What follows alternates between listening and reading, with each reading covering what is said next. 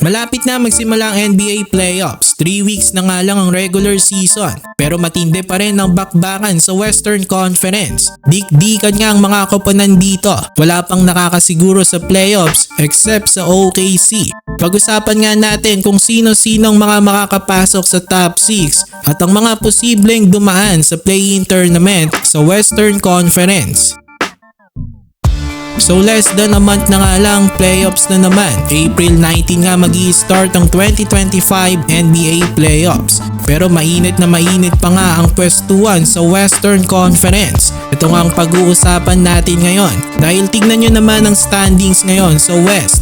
OKC pa nga lang ang nakaka-clinch ng spot sa playoffs. Pero wala pang permanenteng spot sa mga koponan mula top 2 na Houston Rockets hanggang top 11 na Dallas Mavericks. Mapapansin natin na dikit ang standings naman sa top 2 to 8. 4 wins lang ang diferensya ng second seed na Houston Rockets sa 8th seed na Minnesota Timberwolves. May 12 to 15 games na lang na natitira sa bawat koponan. So sa West, sobrang crucial talaga ng isang panalo dito. Kasi pwedeng ikataas ng team nila yon o pag natalo naman pwede ring ikababa nila sa standings. Kagaya na lang ng Lakers, Nuggets at Grizzlies. Halos araw-araw nagpapalitan lang ng pwestong mga ito. Expect natin na sa mga susunod pang araw, ganun pa rin ang mga yan. Well, no choice nga kasi kailangan pa nilang manalo. Kasi yung mga koponan na nasa play-in spot, nag-aakabol pa sa kanila at malaki pang tsansa ng Timberwolves at Clippers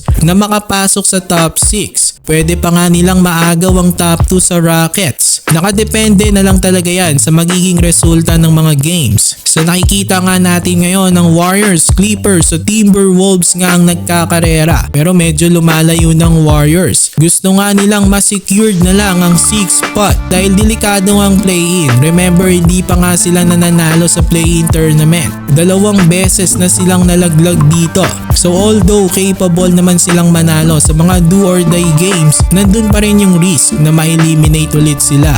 Ang Timberwolves nga may pinakamadaling natitirang schedule kumpara sa Warriors at Clippers. Ayan, makikita nga natin na may ilang non-playoff teams silang makakalaban. 2 beses sa Nets, Sixers, Pelicans at Jazz. Sa Warriors naman itong March medyo madadali pa, pero pagpasok ng April, mahirap na ang kanilang mga makakalaban dahil top 4 ng West ang mga ito. Grizzlies, Lakers, Nuggets at Rockets. Tapos delikado ring makalaban ng desperadong team ng Phoenix Suns. Itong team kasi na to mukhang play-in na lang ang way nila para makapasok sa playoffs. Medyo malayo na nga kasi sila sa top 6. Pero mukhang sila naman ang isa sa makakakuha ng play-in spot dahil ang Mavs ay patuloy pang bumabagsak sa standings. Sa mga top 4 ng West, ang Lakers ang isa sa may pinakamahirap na schedule na natitira. Ito nga ang kanilang mga natitirang games. 13 games pa nga sila. Kailangan nilang manalo siguro ng at least 8 games para hindi na sila dumaan sa play-in.